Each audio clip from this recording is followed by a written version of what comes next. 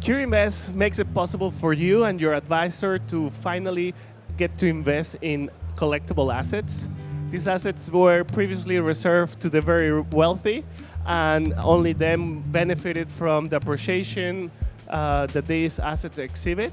And now, through our regulatory changes and digital platform, you can access them, invest, and diversify, build essentially a portfolio with those assets.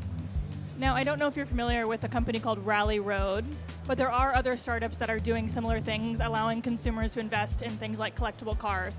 What's different about CurioInvest from some of these existing companies? We see several players popping up globally. This is definitely a movement driven by the negative interest and so on. And we're placed in a beautiful niche where we bring these assets to become publicly listed. We're working together with exchanges and regulators in order to bring the required transparency for these assets to make it to the exchange. So imagine this, in the future you will be able to go to Deutsche Börse or on any other exchange out there and maybe buy a fraction of that asset.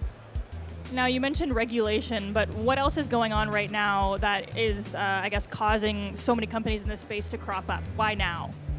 We see that the increase in access to these topics that were previously reserved for very big funds is, of course, bringing new players, startups that can finally afford this. On the other hand, we also see a consolidation of these ideas taking place, some acquisitions and so on.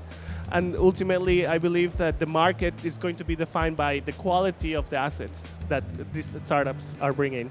So for now, you allow people to invest in collectible cars, though down the line, perhaps you might integrate art into the platform as well. Why would someone want to invest in a collectible car or a piece of fine art?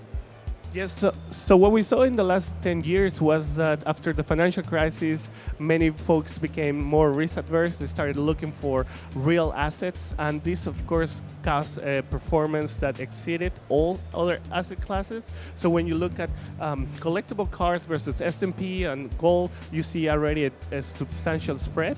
And going forward, the goal is really to bring that diversification that was not there for this new segment of customers, but that previously the wealthy elite benefited already from that. Now, do you actually purchase these assets, or where are they kept? Yes, so something that sets us apart is that we have access already to 500 of the world's rarest cars. And the way it works is that we secure an option with collectors who are willing to either support on the one hand our idea or the goal to bring this to the public, and on the other hand, people who want to just sell their asset. And we secure these assets either in Switzerland or in Stuttgart, which is, as you know, known for the automotive mecca. And when you look at these garages, they are climate control, the assets are handled with white gloves, really museum grade. Great. Well, thank you so much for joining us today. Thank you very much, Kate.